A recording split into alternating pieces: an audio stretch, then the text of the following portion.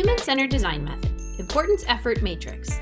When brainstorming works well, a team can come up with hundreds of ideas in a short amount of time. But then what? How can a team narrow down their ideas? And when they do, where do they start? It can be exhausting and often account for a large amount of wasted time. Hello, this is Sarah Brooks, Program Director at the Consortium for Public Education. And today we're talking about the importance effort matrix. The importance effort matrix helps teams to identify and prioritize projects, ideas, or concepts. Once participants have generated a lot of potential ideas, this method can help organize and democratize group decision-making. As a method that's part of the design cycle, we typically find the importance effort matrix to be part of the defining phase. This matrix helps teams narrow down a few ideas or concepts and then prioritize next steps. It is yet another method that offers insight into what a team is collectively thinking. Oftentimes, teams come up with a large number of ideas during brainstorming sessions, and inevitably, the loudest voice in the room decides which idea to tackle first. Using an importance effort matrix gives every voice an equal say and can help narrow down ideas into actionable steps. So what is the process for using the importance effort matrix? Importance or impact is represented by the horizontal line found across the bottom of the matrix. The further to the right you move along the horizontal line, the more of an importance an idea will have. Effort is represented by the vertical line, up and down, to the left on the matrix. Effort can be seen as how much money, time, and capacity it will take to make an idea happen. The further up the vertical line you move, the more effort it will take. Have your team members choose one or two of their most favorite ideas. You should end up with about 10 to 12 total individual stickies, depending on the size of your team. Rank each sticky depending on its importance or impact along the horizontal or across the bottom of the matrix. The most important sticky should be to the far right, with the less so holding space to the far left. Stickies should occupy their own space and should not overlap each other. Once the importance of your ideas has been ranked, begin to move each sticky, while still staying in its importance ranking, vertically up on the effort scale. These ideas or concepts that will take the most effort will be found towards the top of the scale, while those with the least amount of effort will be located towards the bottom.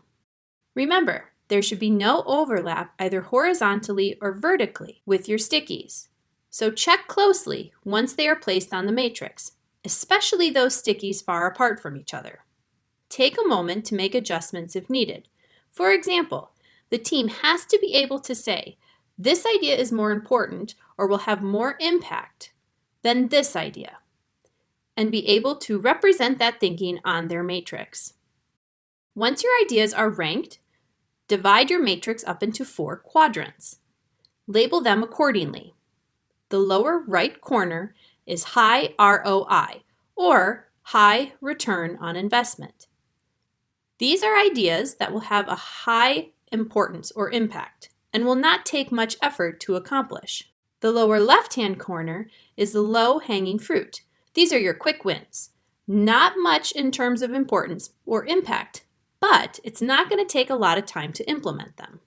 The upper right-hand corner is strategic. These ideas will be of great importance, but they're also going to take quite a bit of time or effort to accomplish because more work will have to be done up front to get the idea up and running. And finally, the upper left-hand corner is luxury. These are the ideas that with all the resources and time in the world would be nice to have. However, they don't have a huge impact and will take a ton of effort. The final step is to divide your matrix into 3 sections to establish which ideas are of greater priority. Each priority is labeled by a 1, a 2, or a 3. Now, if you turn the entire importance effort matrix to the right, this will give your team some strategic next steps. Flip your ideas in the high ROI and strategic quadrants that are found in priorities 1 and 2 in order to make them a bit easier to read. These first 2 ideas or concepts are short-term and will have an immediate impact. These are ideas that your team can start working on right now. The 3rd and 4th ideas are those that are long-term and your team can begin working towards while they are completing the short-term ideas. These are ideas that could need to be further developed or need more groundwork laid in order to be more established. In-person versus virtual. When done in person, the importance effort matrix typically uses stickies, markers, and flip chart paper. As stated before, stickies are wonderful because they offer anonymous feedback, are small so that all feedback needs to be concise, and are easily movable. Markers are an excellent tool to use because the thickness makes the feedback easier to see so that an entire team can take a step back and look to read what the feedback is. We highly avoid using pens or pencils. Flip chart paper, or really another large piece of paper to draw a matrix on. The paper should be up in a place where an entire team can see it all at once. This is an example of an in-person importance effort matrix completed by a local district team to identify some ideas or concepts that will help build the future of their district. As you can see, it can be difficult, but stickies should not be overlapped, which in this case, they are a little. Give yourself some grace, but do try to keep the stickies in their own space so that they are not overlapped either horizontally or vertically. When done virtually, an importance effort matrix can be drawn on a virtual whiteboard. Ideas can be shared on virtual stickies, and then next steps can be identified. Jamboard is an excellent virtual whiteboard to use and can be easily accessible through Google Suite. Here is an example of a Jamboard and how an importance effort matrix was used.